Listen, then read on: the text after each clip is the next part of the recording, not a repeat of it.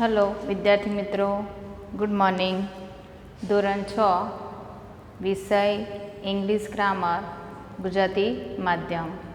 વિદ્યાર્થી મિત્રો, હવે આપણે ગ્રામર બુકમાં યુનિટ 7 એટલે કે ધ પ્રેઝન્ટ કન્ટિન્યુઅસ ટેન્સ વિશે જોઈશું. હવે પ્રેઝન્ટ કન્ટિન્યુઅસ ટેન્સમાં જોતા પહેલાં આપણે એના પહેલાં બે કાળ જોઈ ગયા. એ બે કાળમાં ધ સિમ્પલ પ્રેઝન્ટ ટેન્સ અને ધ સિમ્પલ પાસ્ટ ટેન્સ વિશે આપણે શીખી ગયા નિયમોના આધારે. હવે આપણે ધ પ્રેઝન્ટ કન્ટિન્યુઅસ ટેન્સ જોઈએ કે આ નિયમોમાં શું કહેવા માંગે છે. તો ધ પ્રેઝન્ટ એટલે વર્તમાન, કન્ટિન્યુઅસ એટલે ચાલુ અને ટેન્સ એટલે કાળ. તો અહીંયા ગુજરાતીમાં બોલાય છે ચાલુ વર્તમાન કાળ, ધ પ્રેઝન્ટ કન્ટિન્યુઅસ ટેન્સ. આ પેટા વિભાગનો બીજો ટેન્સ છે. પ્રેઝન્ટ ટેન્સનો આ બીજો ટેન્સ છે પેટા વિભાગમાં. મેં તમને પહેલાં પણ કહ્યું હતું કે કાળ એ કુલ 12 કાળ છે. તો દરેક કાળ ત્રણ કાળમાં 4 પેટા વિભાગ છે અને પ્રેઝન્ટ ટેન્સનો આ બીજો પેટા વિભાગ હોવાથી આપણે ચાલુ વર્તમાન કાળ કેવી રીતે એના નિયમો છે અને કેવી રીતે વાક્યો બનાવાય છે એ આપણે જોઈશું. તો વિદ્યાર્થી મિત્રો, અહીંયા તમને પ્રેઝન્ટ કન્ટિન્યુઅસ ટેન્સ વિશે કહ્યું છે કે એટલે શું. તો જો બોલતી વેળાએ જે ક્રિયા ચાલુ છે અથવા જે ક્રિયા થઈ રહી છે તે દર્શાવવા માટે ચાલુ વર્તમાન કાળનો ઉપયોગ થાય છે. બરાબર, કે બોલતી વેળાએ જે ક્રિયા ચાલુ છે, આપણે જે બોલીએ છીએ ને ક્રિયા ચાલુ છે અથવા એ ક્રિયા થઈ રહી છે ત્યારે આ કાળ વપરાય છે, એટલે કે ચાલુ વર્તમાન કાળનો ઉપયોગ થાય છે. અહીંયા જુઓ, આ કાળમાં ઇઝ એમ આર એટલે કે two Bina Rupo is am આરનો ઉપયોગ થાય છે તથા એક્શન વર્ડ એટલે કે ક્રિયાપદના અંતે આઈએનજી મુકાય છે. અને એ આઈએનજી મૂકવા માટેના આ નિયમો આપેલા છે. બરાબર, જે તમારા ગ્રામર બુકમાં આપેલ નથી પણ મેં આ નિયમો તમારી સામે મૂક્યા છે કે જેનાથી કયા સ્પેલિંગ પાછળ આઈએનજી મુકાય, કયા એક્શન વર્ડ પાછળ આઈએનજી મુકાય એના આ નિયમો છે. અને ઇઝ એમ આર ક્યાં વપરાય છે તો તમને ખબર જ છે કે આઈ સાથે એમ આવે. આ ટુ બીના રૂપો ક્યાં મુકાય છે જુઓ, કે આઈ સાથે એમ આવે, હી સી ઇટ સાથે ઇઝનો ઉપયોગ થાય અને વી યુ દે સાથે આરનો ઉપયોગ થાય છે. એટલે ટૂંકમાં મેં તમને અહીંયા કહ્યું છે કોઠો દર્શાવ્યો નથી. કોઠામાં પહેલું આવે છે પહેલો પુરુષ આઈ, બીજો પુરુષ યુ. બરાબર, ત્રીજો પુરુષ છે હી સી ઇટ. એવી રીતે અલગ રીતે કોઠો તમારા ગ્રામર બુકમાં આગળના યુનિટોમાં આપેલા છે. એ તમારે ધ્યાન રાખવાનું. સાથે સાથે જો એ કોઠો ના યાદ રાખો તો તમારે આ રીતે ટુ બીના રૂપો કોની સાથે, કયા સર્વનામ સાથે વપરાય છે એ તમારે ધ્યાન રાખવું. બરાબર, તો અહીંયા તમને નિયમો આપ્યા છે. એમાં પહેલો નિયમ શું કહે છે કે મુખ્ય ક્રિયાપદના અંતે આઈએનજી મૂકવામાં આવે છે, કે જેમાં નિયમ ના લાગુ પડે એવા જેવા એક્શન વર્ડ હોય એમાં ફક્ત આઈએનજી મુકાય છે. અને જેમાં નિયમ લાગુ પડે છે એ નિયમના આધારે આઈએનજી મુકાય છે. તો જોઈએ, બીજો નિયમ કહે છે કે ક્રિયાપદના અંતે ઈ આપ્યો હોય. શું આપ્યો હોય? ઈ આપ્યો હોય તો ઈને કાઢી નાખવું. ઈને કાઢી નાખી આઈએનજી મૂકવામાં આવે છે. તો અહીંયા જુઓ, જેમ કે રાઈટ આપ્યું છે, રાઈટ એટલે એક્શન વર્ડમાં લખવું. બરાબર, લખવું, એમાં પાછળ ઈ આપ્યું છે તો ઈને અહીંયા કાઢી નાખ્યો છે અને પાછળ શું મૂકી દીધો છે? આઈએનજી. આ બીજો નિયમ છે, ખાસ યાદ રાખજો. એવી રીતે બીજું છે કે ટેક એટલે લેવું. ટેકમાં ઈ પાછળ આપ્યો છે એને કાઢી નાખવો અને એની પાછળ શું મૂકી દેવાનો? આઈએનજી. એટલે બીજો નિયમ શું કહે છે કે ક્રિયાપદના અંતે ઈ આપ્યો હોય તો ઈને કાઢીને આઈએનજી મૂકવાનો છે, બરાબર. ત્રીજો નિયમ કે છે કે ક્રિયાપદને અંતે વ્યંજન હોય અને વ્યંજન પહેલા સ્વર હોય, વ્યંજન પહેલા શું હોય? સ્વર હોય, તો છેલ્લો મૂળાક્ષર બેવડાવી દેવો. જેમ કે અહીંયા સીટ આપ્યું છે, સીટ એટલે બેસવું, SIT, સીટ એટલે બેસવું. તો અહીંયા ટી એ વ્યંજન છે અને ટી પહેલાં આઈ એ શું છે? સ્વર છે. માટે આ સ્વર હોવાથી છેલ્લો ટી એ બેવડાઈ જાય છે, એટલે કે ડબલ લખાઈ જાય છે, બે લખવા પડે છે કે SITTING. ઓકે. અહીંયા શું કે છે? બીજું જ સ્વિમ, સ્વિમ એટલે તરવું, તો એમ એ વ્યંજન છે અને વ્યંજન પહેલાં આઈ એ શું છે? સ્વર છે, બરાબર. આઈ એ સ્વર હોવાથી આપણે એમને ડબલ એમ કરી દીધું, તો અહીંયા સ્વિમિંગ થયું SWIMMING. એટલે છેલ્લો મૂળાક્ષર આપણે શું કરવાનો છે? બેવડાવી દેવો. બેવડાવી દેવો એટલે બે લખવાના, છેલ્લો મૂળાક્ષર બે કરવાના. જો ફરી એક વખત ત્રીજો નિયમ કે ક્રિયાપદના અંતે વ્યંજન હોય અને વ્યંજનની પહેલા સ્વર હોય તો છેલ્લો મૂળાક્ષર બેવડાવી દેવો, બરાબર. તો સીટનું સિટિંગ થયું અને સ્વિમનું સ્વિમિંગ થયું. ઓકે. ચોથો નિયમ શું કહે છે કે ક્રિયાપદના અંતે વ્યંજન હોય અને વ્યંજન પહેલાં બે સ્વર આપ્યા હોય. કેટલા સ્વર? બે સ્વર. તો અહીંયા બે સ્વર આપ્યા હોય તો ફક્ત આઈએનજી મૂકવો પડે. જેમ કે રીડ, READ, રીડમાં ડી એ વ્યંજન છે, વ્યંજન પહેલાં બે સ્વર આપ્યા છે. કયા કયા? ઈ અને એ, બરાબર. એટલે ઈ અને એ એવા બે સ્વર આવે તો પણ ફક્ત શું મુકાય છે? આઈએનજી. જેમ કે રીડ એટલે વાંચવું અને રીડિંગ એટલે વાંચ્યું, વાંચી રહી છે, બરાબર. એનું ગુજરાતી થાય છે ક્રિયા વાંચી રહી છે, અત્યારે વાંચવાની ક્રિયા ચાલુ છે. પાંચમો નિયમ શું કહે છે કે ક્રિયાપદને અંતે ડબલ્યુ હોય અથવા વાય આપ્યો હોય તો વાયની અને ડબલ્યુની પહેલાં સ્વર આપ્યો હોય તો પણ ફક્ત શું લાગે છે? આઈએનજી મુકાય છે. તો કેવી રીતે? જેમ કે પ્લે, PLAY, પ્લે. તો અહીંયા વાય પહેલાં એ શું બતાવે છે? સ્વર બતાવે છે. તો સ્વર હોવાથી આપણે અહીંયા ફક્ત શું મૂક્યું છે? આઈએનજી. નિયમે શું કહ્યું છે કે ક્રિયાપદને અંતે છેલ્લો મૂળાક્ષર ડબલ્યુ હોય અથવા વાય હોય તો તે પહેલાં સ્વર આપ્યો હોય, જેમ કે વાય છેલ્લો છે અને સ્વર એ છે, તો આપણે એમાં કંઈ જ કરવાનું નથી, ફક્ત આઈએનજી મૂકવાનો છે. એવી રીતે મ્યુ, MEW, આમાં પણ શું આપ્યું છે? ડબલ્યુ આપ્યું છે. ડબલ્યુ પહેલાં ઈ એ શું છે? સ્વર છે, તો પણ ફક્ત આઈએનજી મુકાય છે. ઓકે. તો આ 5 નિયમો થયા. છઠ્ઠો નિયમ એવો કહે છે કે ક્રિયાપદને અંતે વાય આપ્યો હોય અને વાય પહેલાં વ્યંજન હોય તો ફક્ત આઈએનજી મૂકો. જેમ કે અહીંયા ફ્લાય, ફ્લાય એટલે ઉડવું અને ફ્લાઇંગ કર્યું છે, વાય પહેલાં એલ એ શું છે? વ્યંજન છે. દેખાય છે ને બધાને કે એલ એ વ્યંજન છે, એટલે આ વ્યંજનના કારણે ફક્ત આઈએનજી મુકાય છે. એવી રીતે ક્રાય, ક્રાયમાં વાય એ છેલ્લો છે, વાય પહેલાં આર એ વ્યંજન છે, માટે ફક્ત આઈએનજી મૂકવો, બરાબર. આ કયો નિયમ લાગુ પડ્યો? છેલ્લો, કે ક્રિયાપદના અંતે વાય હોય અને વાય પહેલાં વ્યંજન હોય અથવા વાય પહેલાં સ્વર હોય તો પણ આઈએનજી લાગે છે. તો આપણે આ 6 નિયમ જોઈ ગયા. એ 6 નિયમના આધારે આપણે આ ખાલી જગ્યા પૂરવાની છે.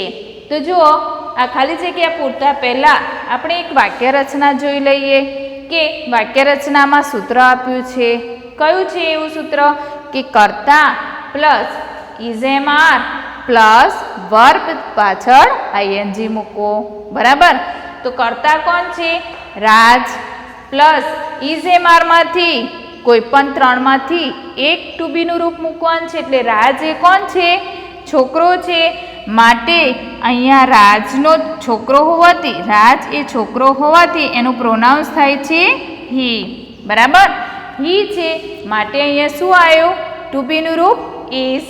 બરાબર, આ ત્રણ આપ્યા છે, ત્રણમાંથી એક લખવાનું છે, ત્રણે ત્રણ લખવાના નથી. ઓકે, તો રાજ એ છોકરો હોવાથી એનું નર જાતિ એટલે કે એનું પ્રોનાઉન્સ હી થાય છે. હી હોય ત્યાં ઇઝનો ઉપયોગ થાય છે. ક્યાં? જો હી સી ઇટ હોય ત્યાં ઇઝનો ઉપયોગ થાય છે.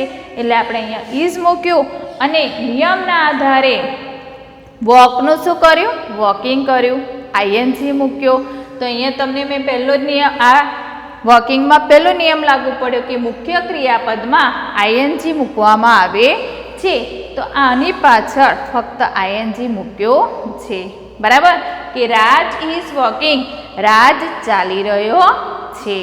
બરાબર, ચાલવાની ક્રિયા ચાલુ છે એની, એટલે કે બોલતી વેળાએ જે ક્રિયા ચાલુ છે, આપણે જે બોલીએ છીએ અને એ ક્રિયા ચાલુ છે અને એ ક્રિયા થઈ રહી છે, તેના માટે ચાલુ વર્તમાનકાળનો ઉપયોગ થાય છે.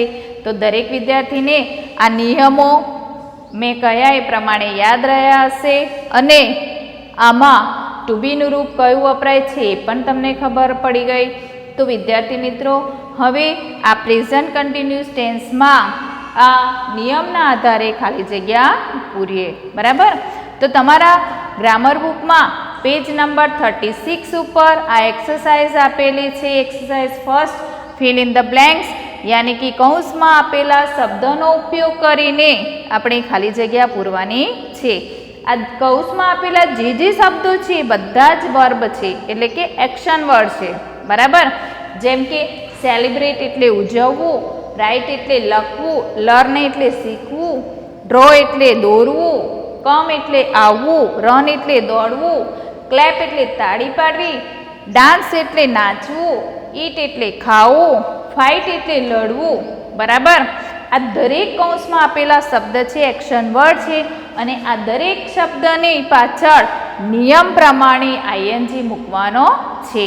પણ સાથે સાથે ઇઝેમાર પણ મૂકવાનો છે, એટલે કે ટુ બીનું રૂપ મૂકીને આઈએનજી મૂકવાનું છે વર્બ પાછળ. તો જોઈએ પહેલી ખાલી જગ્યા કે ધે ખાલી જગ્યા ધેર સન્સ બર્થડે નાવ. શું કહે છે? કે તેઓ તેમના પુત્રના જન્મદિવસનો હમણાં ઉજવણી કરી રહ્યા છે. તો કૌંસમાં આપ્યું છે સેલિબ્રેટ એક્શન વર્ડ અને અહીંયા ધે આપ્યો છે. તો ધે હોય તો તમારે આ કોલમમાં જોવાનું. ધે હોય તો ટુ બીનું રૂપ કયું આવે? તો ટુ બીનું રૂપ શું આવશે? આર.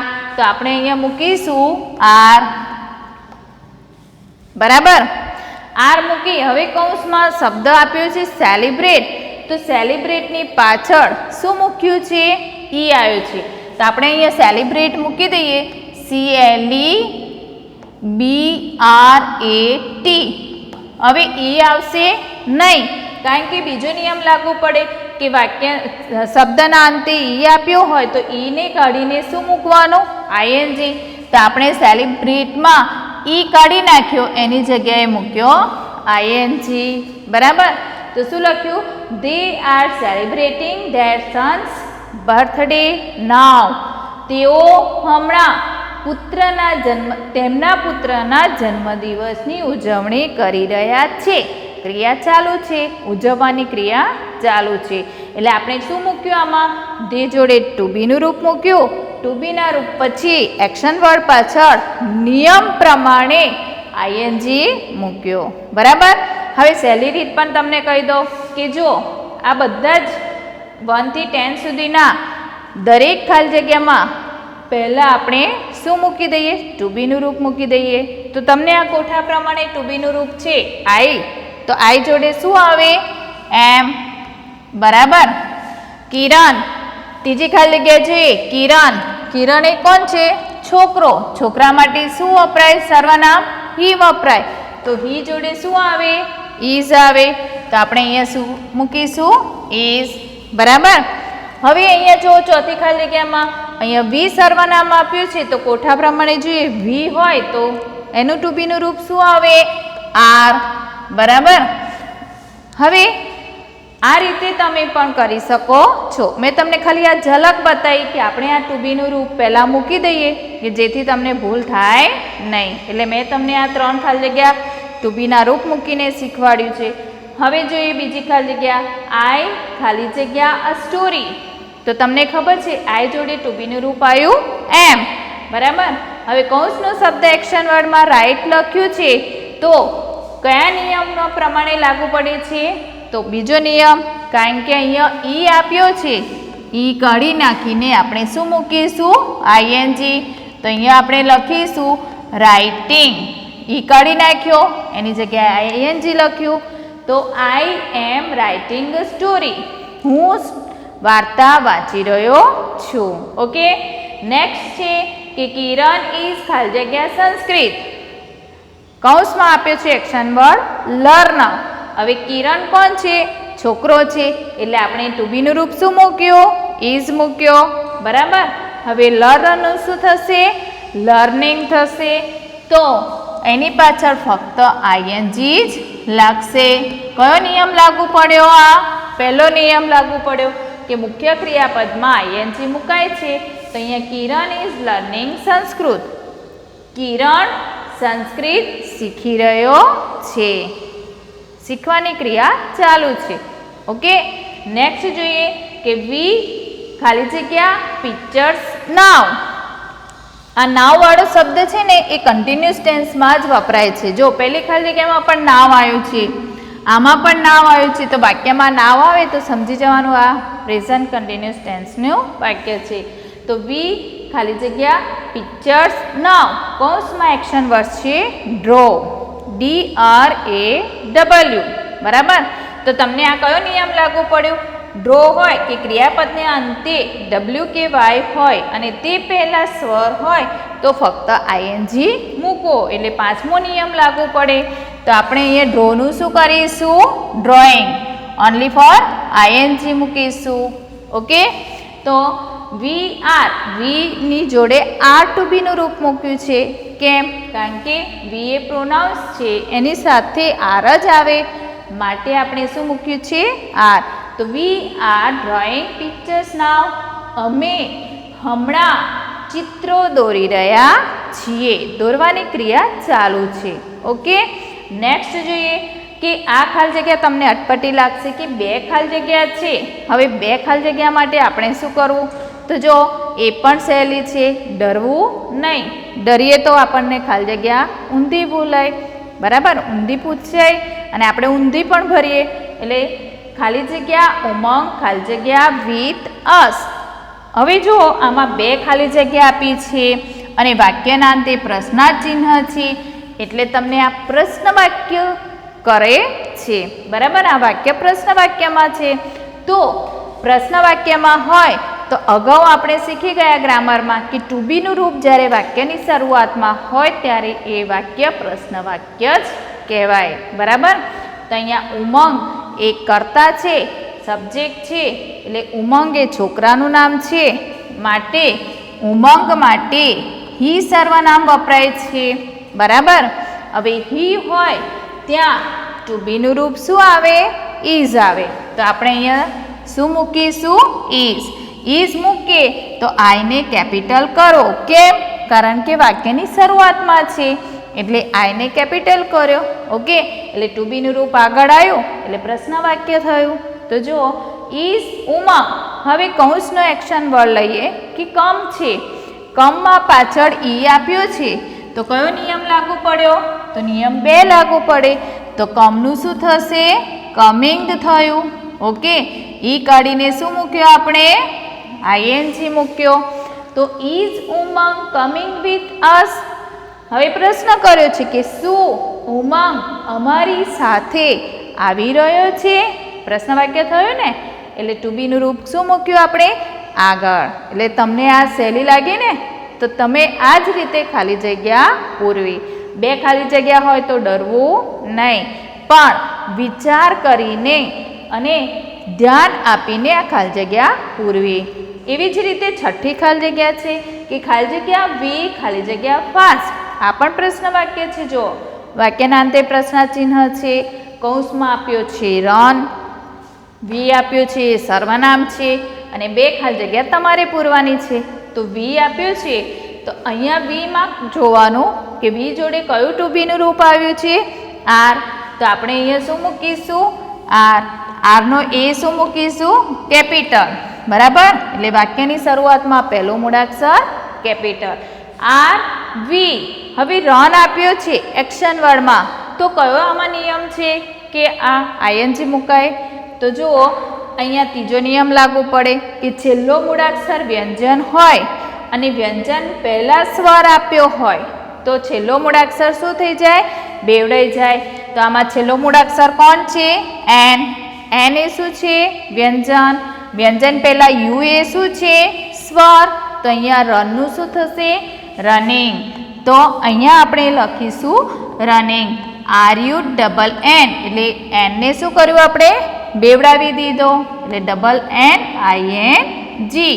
ઓકે, કે આર વી રનિંગ ફાસ્ટ? શું અમે ઝડપી દોડી રહ્યા છીએ?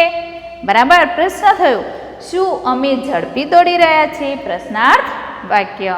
ઓકે, નેક્સ્ટ જોઈએ કે પિયુષ ખાલી જગ્યા હિઝ હેન્ડ્સ કૌંસમાં આપ્યું છે ક્લેપ. બરાબર, તો પિયુષ એ કોણ છે? છોકરો છે. છોકરા માટે સર્વનામ વપરાય છે હી, અને હી હોય ત્યાં ટુ બીનું રૂપ આવે છે ઇઝ. તો આપણે ટુ બીનું રૂપ મૂકી દીધું. કેવી રીતે મૂક્યું? કે પિયુષ છોકરો છે. બરાબર, એનું સર્વનામ હી થયું. હી છે માટે આપણે ઇઝ મૂક્યો. હવે આપણે જોઈએ એક્શન વર્ડમાં, તો એક્શન વર્ડ ક્લેપ આપ્યો છે. તો અહીંયા શું થશે? ક્લેપિંગ. ક્લેપિંગમાં C L A double P. કેમ ડબલ પી આવ્યો? તો પી પહેલાં એ શું છે? સ્વર છે, એટલે છેલ્લો મૂળાક્ષર બેવડાઈ જાય. આ કયો નિયમ લાગુ પડ્યો? ત્રીજો નિયમ લાગુ પડ્યો કે છેલ્લો મૂળાક્ષર વ્યંજન હોય અને વ્યંજન પહેલાં એ સ્વર છે માટે છેલ્લો મૂળાક્ષર એટલે કે પીને ડબલ કરી અને આઈએનજી મૂક્યો. બરાબર, તો અહીંયા છે is clapping. Piyush is clapping his hands. Piyush તેના હાથોથી તાળી પાડી રહ્યો છે. ક્રિયા ચાલુ છે. ઓકે, નેક્સ્ટ જોઈએ કે દિનેશ એન્ડ મનીષ ખાલી જગ્યા ડાન્સ. દિનેશ અને મનીષ એ 2 વ્યક્તિ છે અને 2 વ્યક્તિ હોય તેનું પ્રોનાઉન્સ થાય છે દે. આ બંને વ્યક્તિ હોવાથી એનું પ્રોનાઉન્સ ધે થાય. બરાબર, ધે હોય એટલે ટુ બીનું રૂપ પહેલાં મૂકી દેવું. શું આવે? આર. તો આપણે અહીંયા સર્વનામને સમજીને ટુ બીનું રૂપ મૂકી દીધું. ઓકે, કે દિનેશ એન્ડ મનીષ 2 હોવાથી ટુ બીનું રૂપ આર આવ્યું. હવે જો ડાન્સ છે તો કયો નિયમ લાગુ પડ્યો? બીજો, કે ક્રિયાપદને અંતે ઈ હોય તો ઈ કાઢીને આઈએનજી મૂકો એટલે ડાન્સનું શું થશે? ડાન્સિંગ. બરાબર, તો અહીંયા આપણે લખીશું ડાન્સિંગ, કે દિનેશ અને મનીષ આર ડાન્સિંગ. દિનેશ અને મનીષ નાચી રહ્યા છે. ઓકે, 9 ધ મંકી ખાલી જગ્યા બનાનાસ ઈટ. હવે મંકી એ કોણ છે? નાન્યત જાતિ. તો નાન્યત જાતિ માટે સર્વનામ શું આવે? ઈટ આવે. તો આનું સર્વનામ થાય છે ઈટ. બરાબર, ઈટ હોય ત્યાં ટુ બીનું રૂપ શું આવે? તો અહીંયા જોવાનું ઈટ છે તો ઈઝ આવે. તો આપણે પહેલાં ટુ બીનું રૂપ મૂકી દેવું. બરાબર, એટલે અડધી ખાલી જગ્યા આપણે પૂરી કરી દીધી કે ધ મંકી ઇઝ. હવે એક્શન વર્ડને લઈએ. ઈટ આપ્યું છે તો તમે હમણાં કયા નિયમ પર જોશો? તો આ નિયમને લાગુ પડે કે ક્રિયાપદના અંતે વ્યંજન હોય અને વ્યંજન પહેલાં 2 સ્વર આપ્યો હોય તો ફક્ત આઈએનજી લાગે. તો આમાં જો ટી એ વ્યંજન છે. બરાબર, વ્યંજન પહેલાં ઈ અને એ શું છે? 2 સ્વર છે માટે ફક્ત શું લાગશે? આઈએનજી. તો અહીંયા લખીશું ઇટિંગ. ઓકે, તો ધ મંકી ઇઝ ઇટિંગ બનાનાસ. વાંદરો કેળા ખાઈ રહ્યો છે. સમજણ પડી? હવે નેક્સ્ટ જોઈએ કે રમેશ એન્ડ મહેશ ખાલી જગ્યા. હવે અહીંયા પણ 2 નામ આપ્યા છે. 2 નામ હોય તો એનું પ્રોનાઉન્સ કયું થાય? દે થઈ જાય. તો આ બે નામ હોવાથી એનું પ્રોનાઉન્સ ધે કર્યું અને દે હોય તો ટુ બીનું રૂપ શું આવે? આર. તો આપણે અહીંયા શું મૂકીશું? આર. ઓકે. હવે કૌંસનો શબ્દ જોઈએ, ફાઇટ. ફાઇટનું શું થશે? Only for ING. કેમ? કારણ કે મુખ્ય ક્રિયાપદમાં આઈએનજી લાગે છે એટલે આપણે અહીંયા લખીશું ફાઇટિંગ. ફાઇટિંગમાં પાછળ આઈએનજી મૂક્યું કે જો રમેશ અને મહેશ આ બંને લડી રહ્યા છે. તો વિદ્યાર્થી મિત્રો, તમને આ ખાલી જગ્યામાં સમજણ પડી હશે એવી મારી આશા છે કે કેવી રીતે પહેલાં ટુ બીનું રૂપ મૂક્યું, ટુ બીના રૂપમાં પછી આપણે આઈએનજી મૂક્યું ક્રિયાપદના પછી, પણ ટુ બીનું રૂપ કેવી રીતે મૂક્યું આપણે? આ સર્વનામના આધારે કે આઈ સાથે એમ આવે, હી સી ઇટ સાથે ઇઝ આવે, વી યુ દે સાથે આર આવે. બરાબર? તો આપણે આ સર્વનામોને જોઈને, આ સર્વનામોને સમજીને આપણે ટુ બીના રૂપો મૂક્યા, ઇઝ એમ આર. બરાબર?